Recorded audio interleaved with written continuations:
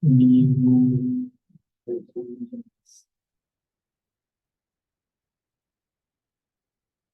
nosso Senhor,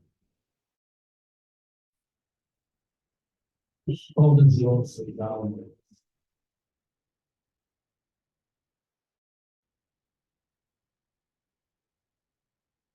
alegria, invade nosso coração neste momento, em que comemoramos a tua encarnação, em que vieste nos ensinar, cujas lições ainda incumbam nos corações e nas mentes, quando se deixam envolver pela tua misericórdia, pelo teu amor. Esta casa, este grupo, este abençoado mestre, rejubila-se pela certeza que em nós há da tua presença aqui, manifestada pelos livros espirituais que direcionam e conduzem tarefas que aqui realizamos.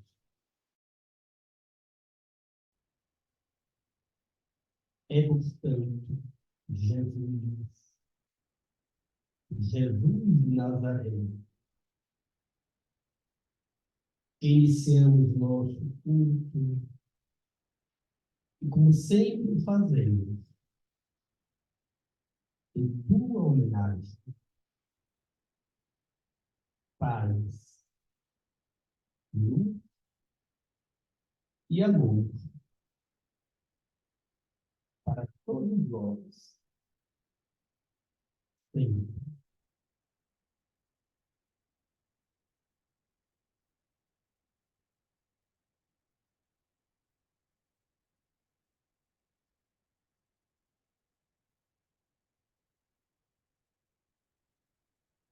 Nosso boa noite, boas-vindas a todas as mentes vibrantes e corações pulsantes no amor que estão aqui hoje, nesta data tão especial para a gente, neste instante, nesta casa que nos acolhe de diversas formas. Nós nos reunimos aqui há 33 anos para celebrar o nascimento do Cristo amado, segundo as tradições da banda de carne, e também para celebrar o aniversário do nosso núcleo espírita Francisco de Assis. Hoje, data muito especial também, né? 33 anos, né? É bastante emblemática essa idade, por assim dizer. Então, nosso boa noite e as nossas boas-vindas. E que bom que todas e todos estão aqui reunidos, né? De corações, de mãos dadas, para que a gente possa celebrar mais uma vez na casa de Deus, nesta casa que nos abriga há tanto tempo, muito mais do que aquilo que é tempo que a gente pode e consegue lembrar. Para iniciar o culto da noite de hoje, nós vamos ouvir algumas palavras trazidas pelo nosso Aloísio, né? Que irá nos trazer um poema, esta linguagem do coração. É por aí que nós vamos começar. Não poderia ser de forma diferente. Alô, grande companheiro de longa data, aqui está também. dando o seu quinhão de colaboração.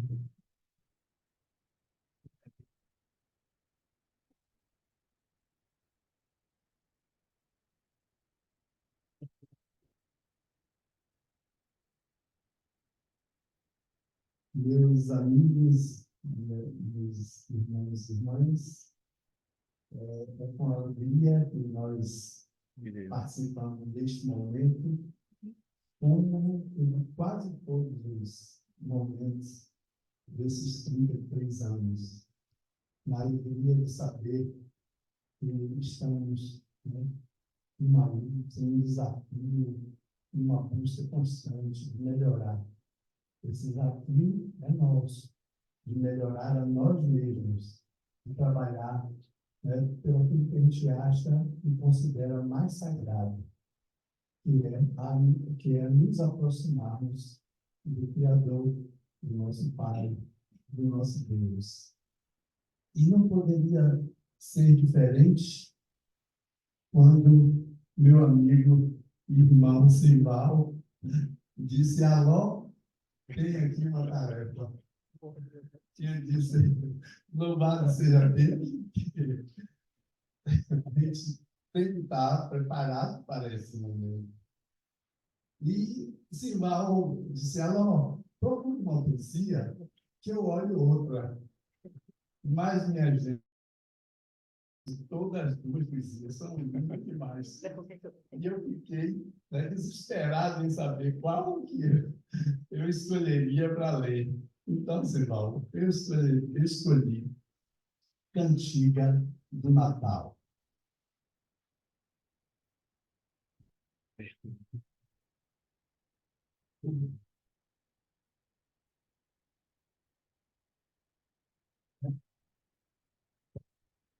Cantiga do Natal. Eis o Natal brilhando novamente sob as lembranças em que me aprofundo. Revejo-te, Jesus, sob a palha singela, no grande alvorecer iluminando o mundo. Torno a escutar os anjos e os pastores, na divina canção que o tempo nos descerra. Glória a Deus nas alturas, paz aos homens, boa vontade para toda a terra. Parece-nos reter na estrela inesperada a resposta de Deus à profecia, enviando às nações a lei do amor em celestes mensagens de alegria. Os séculos passaram muitas vezes, vendo o império da morte em lutas fratricidas. No entanto, quanto mais a treva surge e passa, mais dominas, Senhor, em nossas vidas. Sabemos nós que a inteligência humana, senhoreando agora a ação de nobres gênios, arma novo conflito em que se apaguem os ódios, a ambição de passados milênios. Entretanto, no mundo, o amor se estende, o progresso do bem se espalha e avança. Une-se os templos para a mesma fé. A caridade é luz de socorro e esperança. O Natal reaparece. A terra inteira renova-se ao clarão de sol renovador. E cantamos, Jesus, sentindo-te a presença. Louvado sejas Deus, bendito sejas o amor. De Maria Dolores.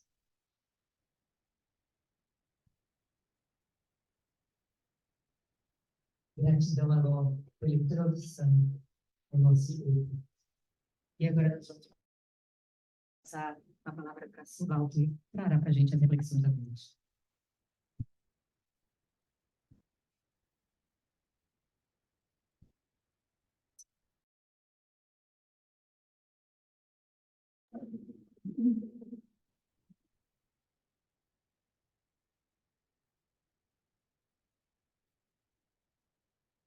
Boa noite.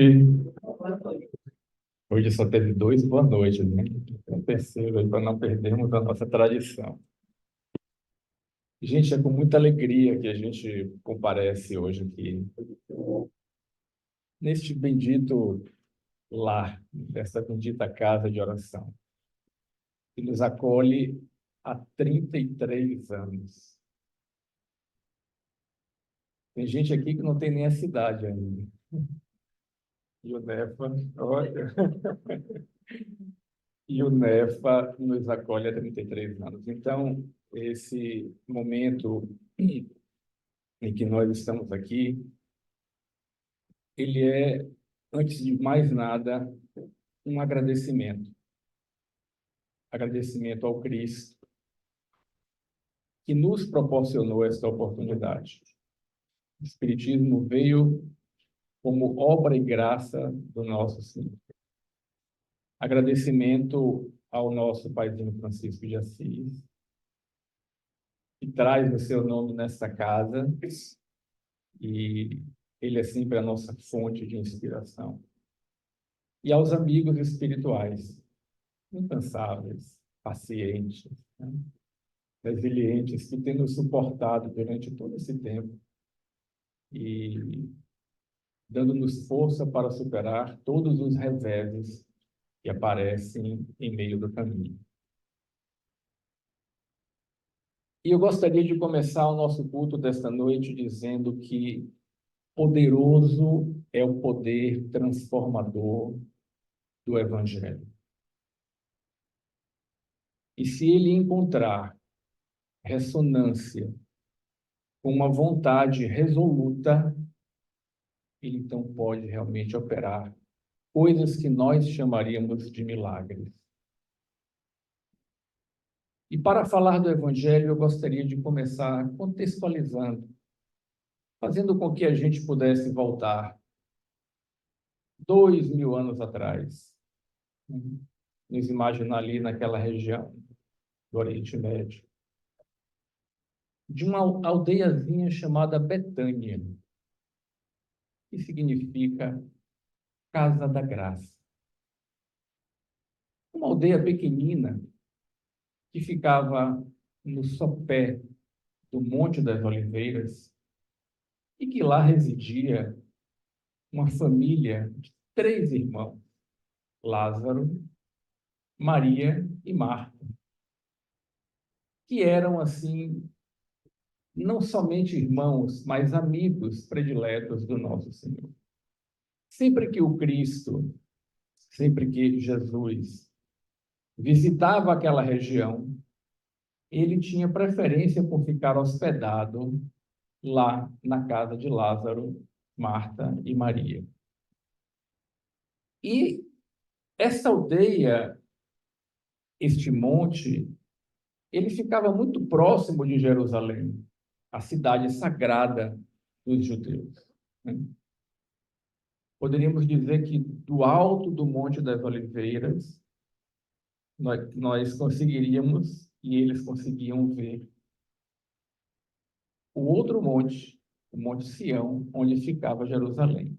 E no Monte Sião, uma região um pouco mais elevada, chamada Monte de Moriá, era onde ficava, então, o templo sagrado dos judeus, o templo de Jerusalém. Esse Monte Moriá foi aquele mesmo monte que, milênios atrás, Abraão foi testado pelo Senhor. Gil falava aqui no seu último comentário, não foi, Gil? Em que Abraão foi convidado a sacrificar o seu próprio e único filho, Isaque,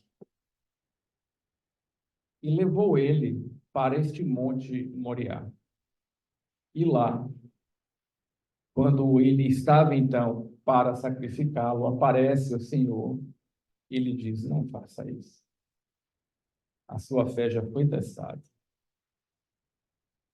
Então, neste monte, o rei Davi, ele queria construir um templo, porque ele levou a Arca da Aliança para lá, mas foi dissuadido pelo profeta Natã. O tempo passou e um dos seus filhos, que se tornou rei também, o rei Salomão, aí por volta do ano 1000 antes de Cristo, então leva a termo o sonho do seu pai e constrói o primeiro templo, chamado Templo de Salomão. Acontece que o tempo passou e naquela região, ainda, né, como ainda hoje, mas naquela época também havia muitas guerras, e lá por volta do ano 600 antes de Cristo, Nabucodonosor II invade Jerusalém, destrói o templo completamente, incendeia e leva tudo que é tesouro para a Babilônia. Passado mais um tempo, os judeus então se libertam desse exílio da Babilônia, voltam para Jerusalém, constroem um segundo templo.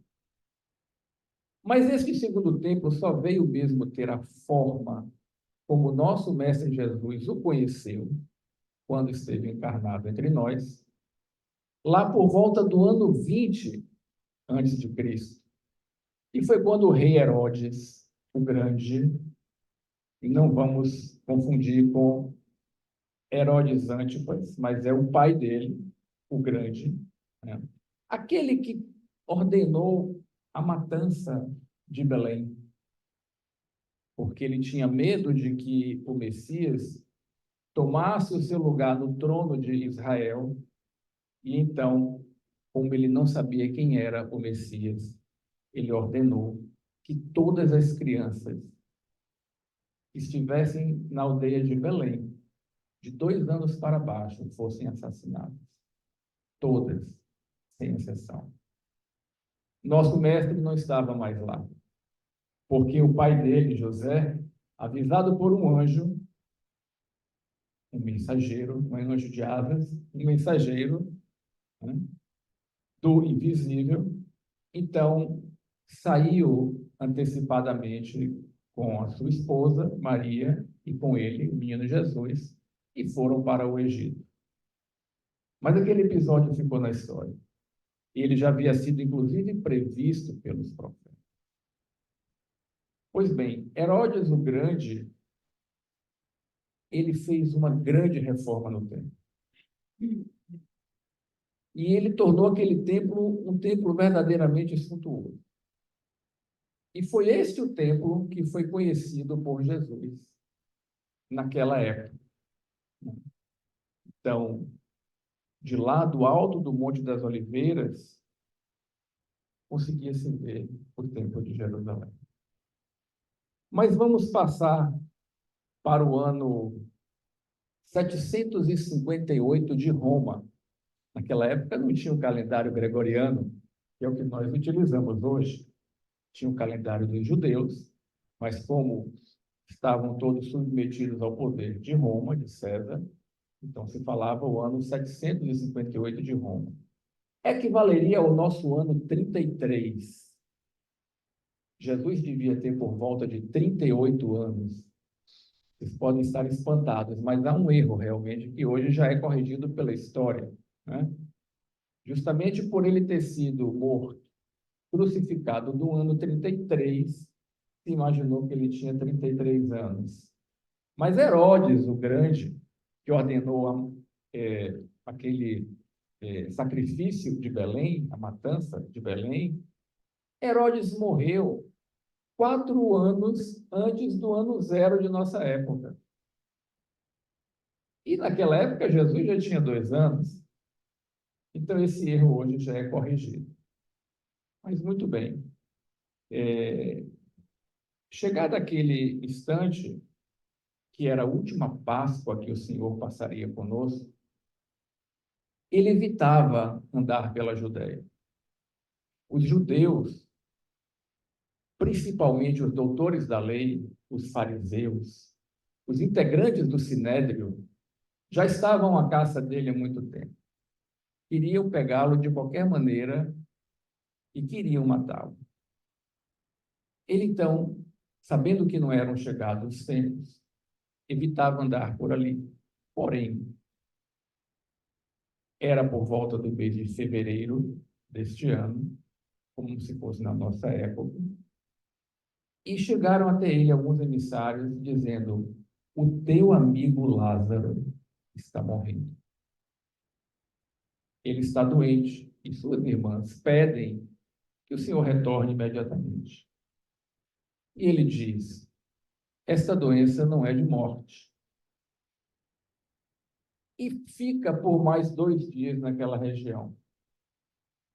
Passados 2 dias, ele vai então com todos os seus discípulos, todos com medo, porque iriam entrar na região da Judéia, aonde ali estava a jurisdição dos judeus, né? Eles acompanham Jesus e Jesus vai até o local aonde Lázaro havia sido sepultado. Quando Jesus chegou lá, Lázaro já tinha 4 dias de sepultado. Marta o recebe e diz: Senhor, se o Senhor estivesse aqui, o meu irmão não teria morrido. Mas eu confio no Senhor. E eu confio que o meu irmão ressuscitará. Maria também é chamada. E quando ele vê Maria chorando e vê todos chorando, e que apresentam para ele o local onde Lázaro estava sepultado, o evangelista nos conta, o evangelista João, nos conta que Jesus chorou. Chorava ali em sintonia com todos aqueles que estavam chorando. Mas enquanto estavam todos chorando de dor pela perda de Lázaro, Jesus chorava pela miséria em que a humanidade ainda se encontrava. Porque não percebiam que a verdadeira vida é a vida imortal, é a vida do Espírito. Ali estava, entre aspas, morto o corpo. Por que aquela lamentação toda? E tem aquele episódio que todos nós conhecemos, porque ficou famoso desde aquela época, em que Jesus diz: tirai a pedra. E Marta diz: mas mestre, já tem 4 dias, já não cheira bem. Ele fala: tirai a pedra. E dá uma ordem: Lázaro, sai para fora. E aparece aquele ex-cadáver, mas ainda todo atado em faixa. E não precisa dizer o espanto que foi. Até porque se isso acontecesse hoje e nós estivéssemos presentes, como nós ficaríamos? Uma pessoa há 4 dias tida como morta e alguém chega lá e diz: sai, levanta, vem para cá. Então foi aquele alvoroço. Aquela notícia se espalhou e não precisamos dizer que ela só fez acender mais ainda o ódio que os sumos sacerdotes e os outros integrantes do Sinédrio tinham do mestre.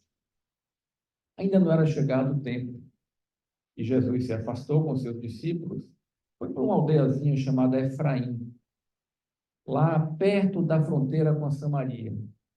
E quando eles cruzam a fronteira, os discípulos se aliviam, como que diz: ufa, aqui os judeus não vão nos pegar. Mas tudo tem seu tempo. E aí chega o momento da Páscoa. Aquela Páscoa, a Páscoa era uma das 3 festas anuais que todos os judeus tinham que comparecer a Jerusalém. Eram festas de verdadeiras multidões, porque não importava onde eles residissem, na festa dos tabernáculos, na festa da dedicação e na festa da Páscoa, esta última comemorava a libertação do cativeiro do Egito. Todos os judeus tinham que comparecer ao templo de Jerusalém, porque eles acreditavam que ali no templo morava Deus. E todas as aldeias circunvizinhas, de Betânia para Jerusalém era uma distância entre 2,5 a 3 quilômetros. Era muito próximo. As aldeias também ficavam muito cheias. E diz Lucas, o evangelista, que quando Jesus chegou, 6 dias antes da Páscoa, ele foi a Betânia. E tem aquele episódio, então, do banquete que foi oferecido para ele por Simão, o leproso. Não vamos confundir com um outro banquete oferecido para ele também por Simão, o fariseu. Esse foi em Cafarnaum, aonde Maria Madalena, Maria de Magdala, se apresentou e publicamente se colocou aos pés do mestre. Neste daí, quando Jesus chegou com seus discípulos, ofereceram para eles a bacia de água para lavar os pés. Eles andavam durante muito tempo e nos desertos, e eram com sandálias. Deram-lhe um beijo na face em sinal de reconhecimento. E foram ungidos com óleo, sendo que, neste caso, Maria, irmã de Marta, traz um óleo precioso e derrama todo na cabeça de Jesus. E Judas diz, mas que desperdício. Com um óleo desse, poderia se comprar muito para dar aos pobres. E Jesus diz, deixe essa mulher em paz. Ela está fazendo isso, me preparando para o meu sepultamento. No dia seguinte, Jesus parte com seus discípulos, sobe o Monte das Oliveiras, e quando está lá, que avista Jerusalém, aí já é o evangelista Lucas que nos diz, ele olha para Jerusalém e chora. Chora pela segunda vez. Jerusalém representava toda a humanidade da terra. As lágrimas do mestre eram pelo mesmo motivo. Ele olhava para aquela multidão toda e via uma completa resistência em aderir ao seu plano de emancipação da humanidade. Entre Jerusalém, entre o Monte das Oliveiras e Jerusalém, havia um vale, chamado Vale do Cédron. Tantas vezes foi atravessado a pé pelo mestre e pelos seus discípulos. Jesus chora de mim. São os dois únicos registros em que o mestre chorou, que está nos 4 evangelhos, tidos como oficiais. Mas existe um terceiro registro, e é esse que queremos trazer para vocês, para nós refletirmos sobre ele. Este registro está no livro,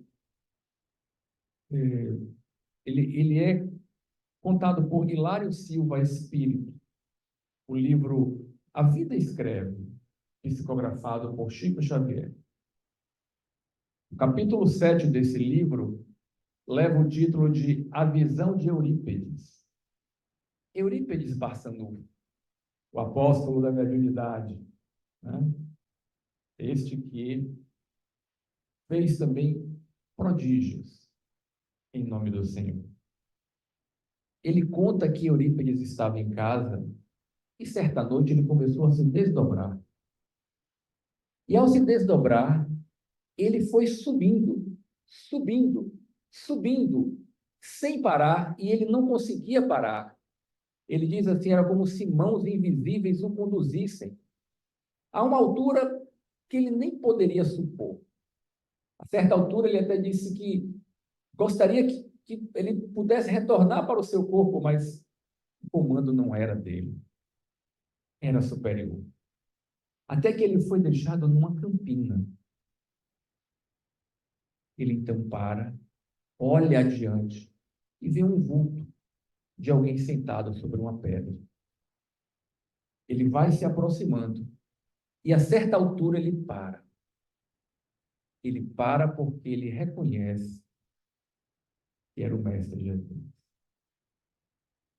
ele diz que ele cai por terra, não tem coragem de levantar os olhos.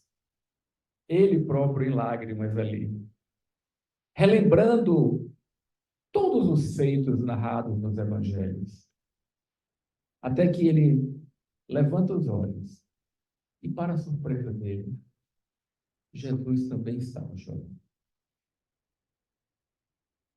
Ele então fica um tanto quanto aflito e diz assim: Senhor, tu choras? E Jesus não responde. Ele então tenta se aproximar e faz de novo a pergunta: Senhor, choras por causa daqueles que não conhecem o teu evangelho? E Jesus olha para ele e diz: não, meu filho, eu choro por causa daqueles que conhecem o meu evangelho e não o praticam. Esse é o ponto. Nós temos 2000 anos em que estamos ouvindo, lendo, ouvindo, lendo essas páginas sagradas, mas ficamos na leitura, ficamos na superfície, não nos aprofundamos. No livro de Apocalipse tem uma passagem em que um espírito diz para João: como estas páginas deste livro? Elas na sua boca serão como mel, mas quando chegarem nas suas entranhas, elas amargarão bastante. Então, realmente, o evangelho, enquanto está sendo dito, falado, enquanto está aqui permeando o ar, é doce para nós. Mas quando a gente decide realmente colocá-lo em nossas vidas, ele traz para nós todas as dificuldades que nós precisamos superar para alcançar o objetivo traçado pelo nosso Senhor, pelo Cristo, para toda a humanidade, que é realizar o potencial pleno do ser humano, ultrapassar a matéria. No dizer de Paulo de Tarso como espírito, se não me engano, na questão 1009 do Livro dos Espíritos, gravitar para a unidade divina. E não gravitar em torno do nosso próprio ego. Esta é a verdadeira missão e objetivo da humanidade. Superar a condição de seres humanos. Alcançar o reino dos céus.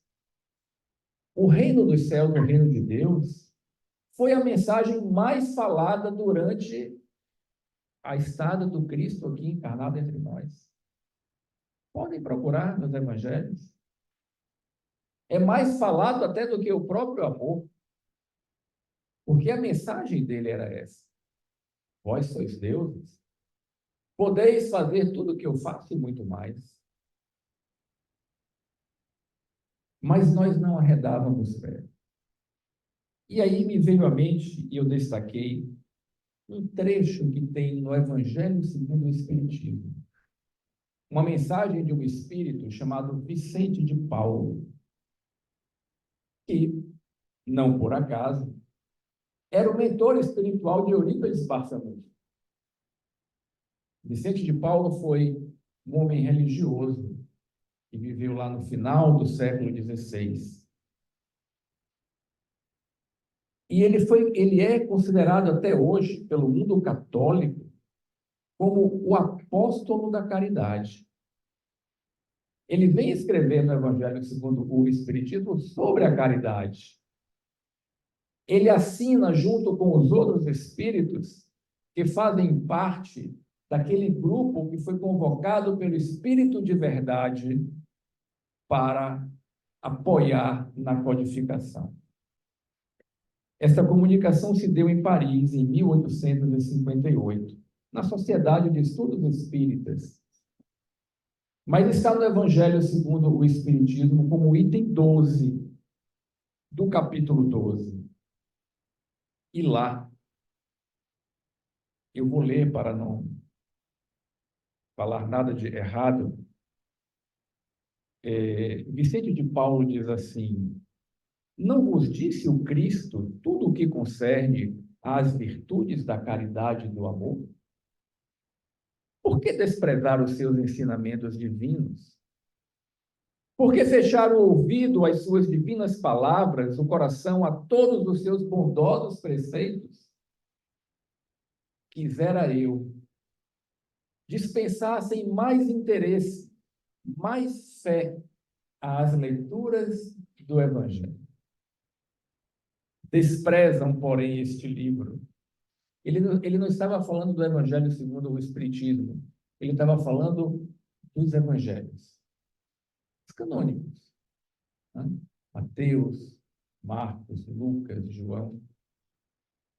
Quisera eu dispensar com mais fé às leituras evangélicas. Desprezam, porém, este livro. Consideram-no repositório de palavras ocas, uma carta fechada. Deixam no esquecimento esse código admirável. Vossos males provêm todos do abandono voluntário a que votais este resumo das leis divinas. Lede-lhe as páginas cintilantes do devotamento de Jesus e meditai-as. Não é somente ler, leiam e meditem. Há quanto tempo não abrimos o Evangelho para ler? Livro que deveria estar na nossa cabeceira, que deveria ser o nosso conselheiro no começo do dia e o nosso guardador no final do dia. O nosso paizinho Francisco de Assis dizia que ali estava a boca de Jesus. Então, quando ele estava na dúvida do que fazer, ele chamava: espera, pega o Evangelho. E abria ao acaso, e ali estava o conselho para ele. Ler e meditar. Porque lendo e meditando, se fizermos isto todos os dias, nós vamos ganhando uma coisa que se chama intimidade com Cristo. Porque aquelas leituras vão nos inspirando. E daqui a pouco a gente está vendo passar por uma dificuldade, e ao passar pela dificuldade, a gente está se lembrando de uma passagem do Evangelho, nos orientando, nos advertindo, nos aconselhando, né? E isso, gente, tem o poder de verdadeiramente transformar as nossas vidas.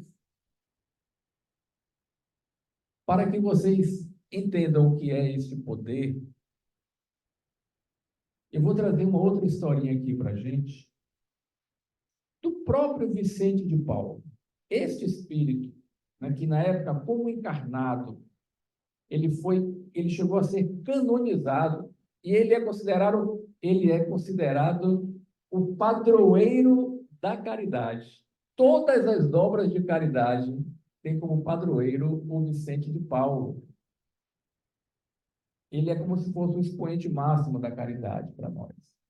Ele cuidava, na época, na França, de várias mães e de várias criancinhas que eram pobres e que no inverno não tinham com que dar comida para seus filhos e deixavam na estrada. E ele ia lá e ele recolhia e ele conseguiu fundar lares com pessoas que tinham recursos. Fez diversos lares que então vieram ser orfanatos e que acolheram, podemos dizer que milhares ou dezenas de milhares, não sabemos quantas crianças e quantas mães.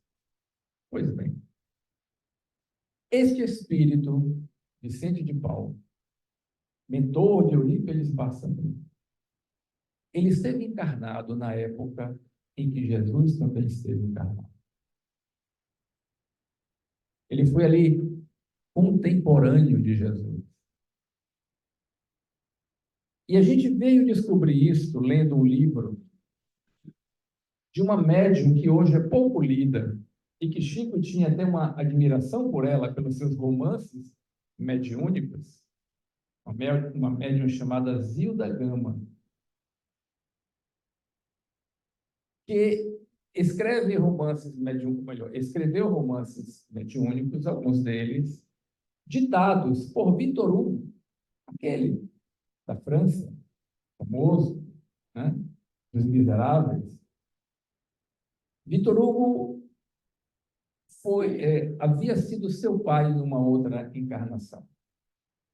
E num livro chamado Solar de Apolo, e vou pedir licença para ler também, para não ser infiel ao que está escrito, ele diz assim, ele escreve pelas mãos de Zilda: todos os homens estão fadados a se tornarem gênios do bem, por muito que se transviem e retardem. Todos, sem exceção.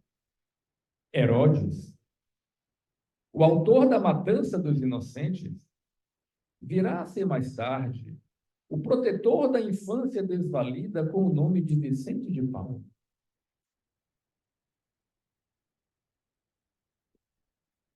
Naquela época, ele não conhecia Jesus. Ele não conhecia o Mestre. Ele atentou contra o Mestre e, nesse atentado, ele matou muito. Ali, depois de 1500 anos, estava ele resgatando e acolhendo um sem número de mães e de crianças. Mas ele continua o poder transformador do Evangelho. Judas Iscariotes renascerá como Joana d'Arc. Os sumos sacerdotes que condenaram Jesus serão os maiores defensores e divulgadores da sua doutrina futuramente. Portanto, não há razão para o pessimismo. Só o bem é eterno, porque emana de Deus. O mal é apenas o bem ainda imperfeito, como o diamante é o brilhante, ainda não lapidado.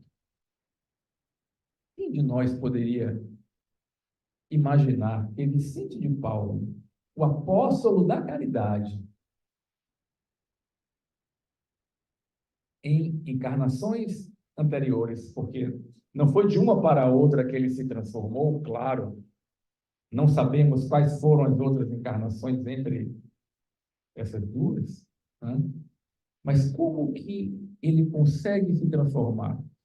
E como, para ratificar essa informação, no livro Palavras do Infinito, psicografia de Chico Xavier, ditado pelo irmão X, Humberto de Campos, no capítulo 15, que traz o título Coração de Mãe, é uma carta que Humberto de Campos faz respondendo a uma mãe que foi consultar Chico, aflita pelo seu filho. Por que o filho dela sofria? E Humberto de Campos faz uma reflexão linda, dizendo que ele também, enquanto estava encarnado, sofria, achando que havia injustiça, e que depois que ele desencarnou e do plano espiritual, então, com uma visão mais ampliada, ele conseguia, então, enxergar todos os fios que levavam até aquelas teias, até aqueles instantes. E num determinado instante, Humberto de Campos, respondendo a este coração aflito da mãe, ele diz assim: as iniquidades de um Herodes podem desaparecer sob o manto de renúncia de um Vicente de Paulo. Ratificando a informação dada por Victor Hugo. O sensualismo de Madalena, expurgado nos prantos amargos da expiação e do arrependimento. Quando pudermos ver o passado em todo o seu desdobramento, depois de contemplarmos a Messalina na sua noite de regalados prazeres, vê-la-emos de novo, arrastando-se nas margens do Tibre, enfiada num vestido horripilante de negras monstruosidades. As encarnações são solidárias. Elas não existem para punir, a não ser que entendamos a punição no seu sentido etimológico, que é do expiar, que é do tornar puro, punir de pena, né? Que é para purificar. Então, nós olhamos para estas almas, olhamos para Paulo de Tarso também, porque Saulo, que se transformou em Paulo,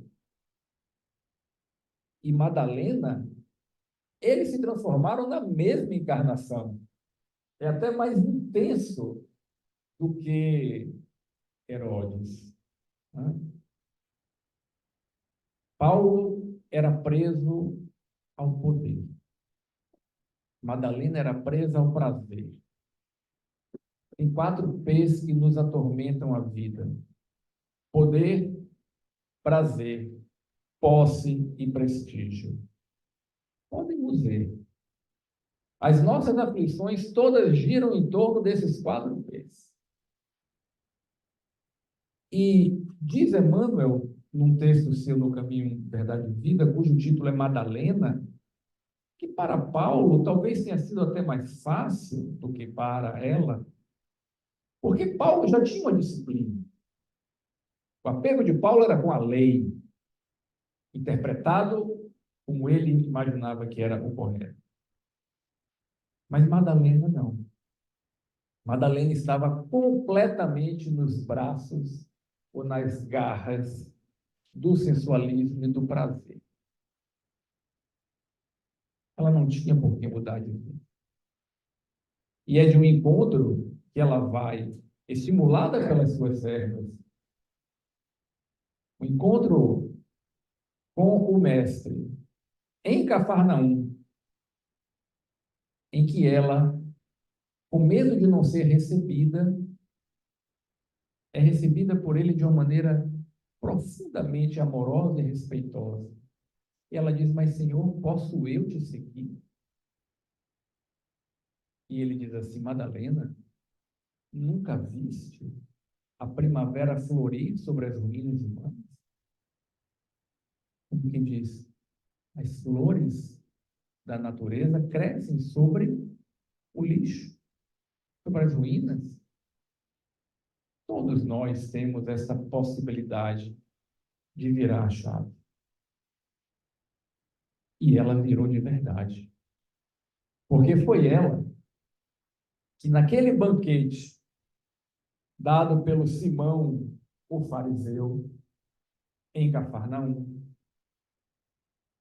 quando Jesus chegou lá com seus discípulos e não recebeu a bacia para poder lavar os seus pés, não recebeu o beijo do anfitrião, muito menos foram ungidos com óleo, estava ele provavelmente reclinado à direita de Simão, porque era o convidado da noite, e de repente adentra aquela sala uma mulher que todos na cidade conheciam, porque a vida de Madalena era pública. E ela então se joga aos pés de Jesus e começa a chorar. E ela lava os pés de Jesus com as suas lágrimas. E ela traz um perfume dos mais caros do mundo e quebra ali e joga todo aos pés dele. Não precisa dizer que provavelmente todos os convidados ficaram, né? Meu Deus, essa mulher aqui em casa, e este que se diz um mestre, será que ele não sabe quem ela é? E aí Jesus, percebendo os pensamentos que passavam na cabeça de Simão, diz assim: Simão, gostaria de dizer-lhe algo. Ele diz: então, dize, mestre. Um senhor tinha 2 devedores. Um devia a ele 500 dinheiros e o outro devia 50. Ele, pela sua misericórdia, perdoou os 2. Quem que você acha que terá mais amor para com ele. Simão já devia, a essa altura, estar entendendo de quem ele falava. Ele disse: bem, mestre, aquele que devia mais para ele.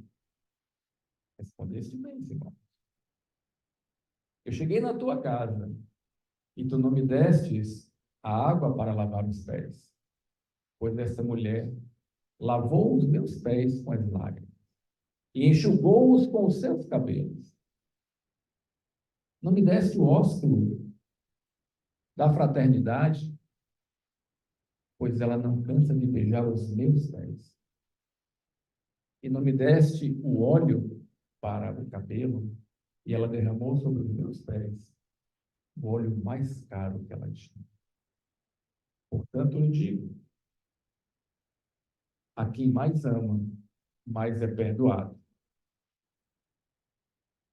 E diz para Madalena, então: os teus pecados estão perdoados, porque me amaste.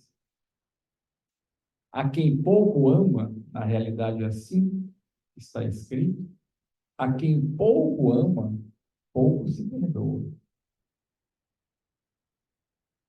E se a quem pouco ama, pouco se perdoa, nós podemos deduzir: a quem muito ama, muito se perdoa. Será que isso não é uma pista, gente, para a gente? Porque quando eu estava lendo e refletindo sobre esses textos para falar hoje à noite, eu ficava me perguntando: bom, acho que todos nós aqui já temos encarnações suficientes. Já éramos, desde aquela época de Jesus, já estávamos encarnados aqui. Será que eu era tão ruim assim, tão mal, para hoje ainda estar nessa posição que eu estou? Porque se um Herodes foi um Vicente de Paulo, né? Será que eu estava tão mais atrasado do que ele e não consegui pegar o bonde? Ou será, e aí é pior, que ao longo desses 2000 anos eu tenho estado morno? Sabe aquela condição de religioso? Lembra o que Jesus dizia assim: cuidado com o fermento dos fariseus? Qual era o fermento dos fariseus? A hipocrisia. Eles sabiam a lei de pó e salteado, mas eles não aplicavam. Eles não queriam abrir mão das suas vantagens imediatistas. Eles utilizavam a lei para a dominação. E como dizia Jesus, né? Nem entram e nem deixam os outros entrarem nos céus. Estão com a chave da porta fechada, trancada, e não abrem para ninguém. Lembram da parábola em que Jesus conta que um senhor tinha 2 filhos e diz para um assim: filho, vai trabalhar lá na vinha. E o filho diz: vou, pai. Mas não foi. E o outro diz assim: filho, vai lá na vinha. Ah, não quero trabalhar. Mas depois ele foi. Aí ele pergunta assim: qual dos dois está certo? E o público que estava com ele falou: bom, o segundo, né? O que disse que não ia, mas foi.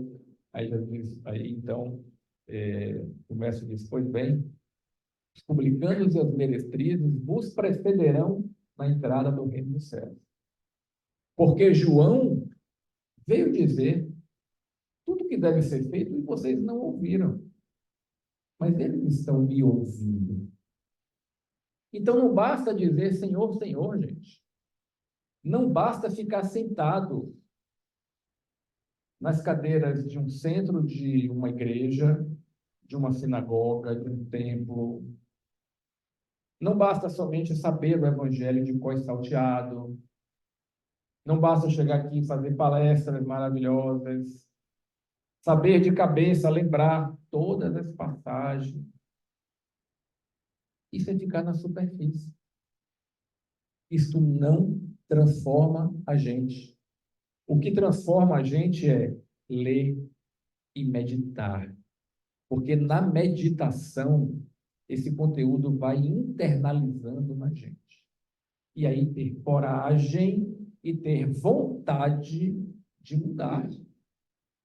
romper com essa estreiteza, com este cativeiro da matéria que nós ainda temos. Lembrando de novo os dois filhos. Aquele chamado filho pródigo, que em vida pede ao pai dele, me dá minha parte na herança. Eu não quero mais ficar em casa, eu quero sair, eu quero gastar com o que eu tenho, a vida é minha. E o pai dá a parte dele. E o outro irmão fica em casa, trabalhando, fiel ao pai, ao seu lado. Até que esse filho pródigo, depois de gastar tudo, tudo, estava ali comendo comida dos porcos, que era assim o fundo do poço que alguém poderia chegar naquela época, comer comida dos porcos. Ele então lembra e diz, meu Deus, na casa de meu pai, os trabalhadores vivem muito melhor do que eu estou vivendo aqui agora. Eu vou voltar para lá. Não como filho, que não tenho mais direito, mas eu vou pedir para meu pai para eu ser trabalhador dele. Levanta-se, há sempre este ato de se levantar, sair da posição cômoda, né? Levanta-se e caminha em direção à casa do pai e conta-nos o evangelista que em meio do caminho o pai, aquele ancião, foi correndo até ele, de braços abertos, e abraçou e cobriu ele de beijos.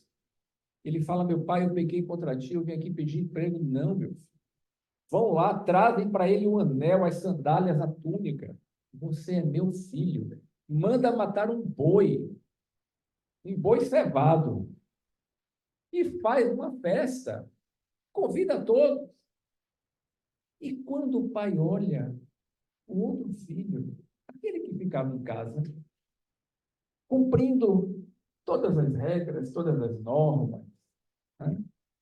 Cumprindo ali. O filho está do lado de fora, ele fala, meu filho. Ele fala, meu pai, eu não lhe entendo. Eu estive aqui ao teu lado esse tempo inteiro.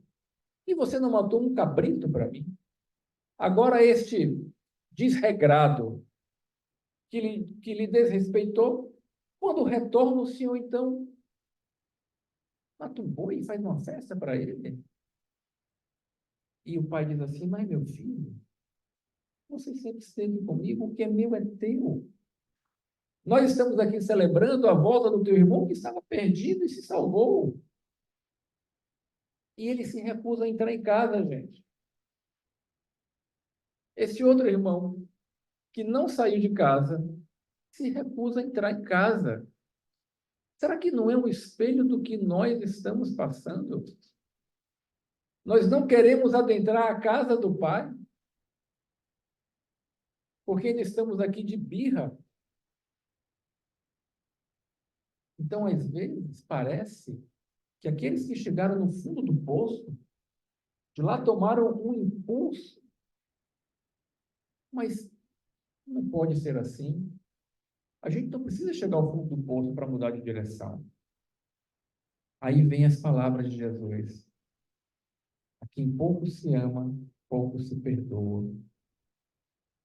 Talvez nós não estejamos entendendo o quanto que nós somos amados por Deus e pelo Cristo e pelos amigos espirituais. Talvez a gente não se dê conta do que nós já fizemos. Aliás, bendito o esquecimento das reencarnações, né? Porque se soubéssemos, não estaríamos aqui, provavelmente, faceando uns aos outros. Mas é preciso meditar sobre isso, gente. É preciso refletir no quanto que as bênçãos nos alcançam, até mesmo nessa encarnação aqui, que a gente reclama de muita coisa, mas tem muito mais bênçãos do que dificuldades. Porque podem ter quantas dificuldades sejam, existem mais bênçãos. Talvez nós não estejamos vendo. Então, a lição ou a reflexão que eu trago para nós nesse culto de Natal é de meditarmos mais sobre o Evangelho.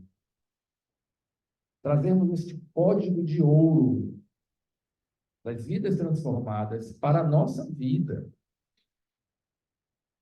e fazer da nossa vontade uma alavanca para sairmos desta mesmice em que nós estamos. A Terra está passando por um momento de transformação. E é por isso que a gente vê o mal aparecendo de todas as formas possíveis. Até porque está se dando a oportunidade para todos. E muitos estão tendo aqui a sua última encarnação neste planeta. E muitos estão nascendo aqui para transformar este planeta. Não vamos ficar tristes com tudo que está acontecendo, achando que o mundo está se acabando ou que a humanidade está se aniquilando e que o mal está tomando conta de tudo. Percebam, quando uma árvore cai, faz um barulho imenso. Todo mundo ouve. Mas, ao mesmo tempo, tem 10.000 árvores crescendo silenciosamente. Elas não fazem barulho quando elas crescem. Nenhum. Ninguém ouve nada. Nos dizeres de minha mãe, minha querida mãe, que está nos assistindo aqui, o mal anda de tamancos e o bem anda de pantufa. Então a gente ouve o ploc, ploc, ploc, ploc, ploc, ploc, e não ouve nada do bem. Porque o bem ele é silencioso. Gente, confia na ação do Cristo e de todos os seus emissários. Quem comanda o planeta não são esses governantes que estão aí. Eles podem comandar durante um tempo. Eles vão desencarnar. Como todos os outros opressores desencarnaram. Quem comanda o planeta é o Cristo. E ele sabe que tem tempo para tudo. Ele sabe que não pode forçar a nós. Mas ele espera de nós. Que usando o nosso livre-arbítrio e a nossa vontade, a gente dê um passo para ele. Mesmo que a gente tenha saído da casa de Deus. O importante agora é voltar para ela. Esse é o mais importante. É retornar e entrar na casa de Deus. Essas são as reflexões da noite. E eu espero que elas reverberem em todos, como tem reverberado em mim, por ter lido antecipadamente para passar para vocês.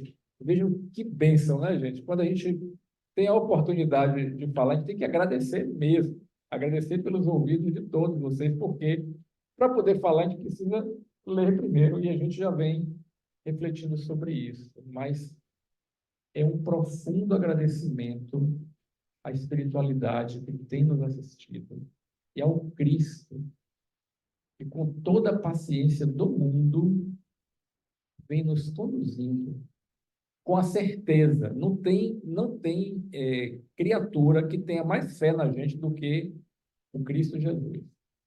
Porque ele não faria tudo isso achando que nós não chegaríamos lá. Ele sabe que a gente vai chegar lá. Nós chegaremos lá. Agora depende da gente dar o passo. Transportar, né? Transpor esta porta que está aí dividindo a nossa vontade entre ficar na matéria ou ficar se regalando na matéria ou viver aqui, mas com a cabeça de quem nós somos, espíritos imortais. O Senhor nos abençoe por todo sempre.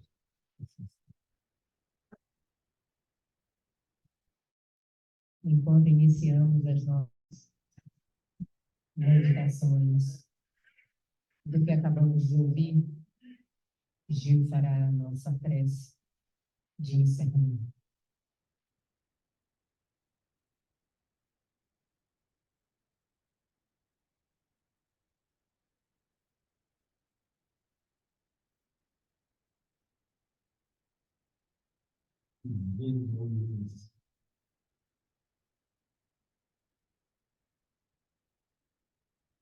o teu Evangelho nos transforma. O teu Evangelho nos transporta. O teu Evangelho nos reforma. Nos modifica para o bem. Nos modifica para o melhor. Nos modifica para ti, que és a luz e o sol de cada um de nós. O teu Evangelho, Senhor, há de pulsar a nossa mente e o nosso coração. E há de nos impulsionar a vencermos as nossas indisposições, as nossas resistências.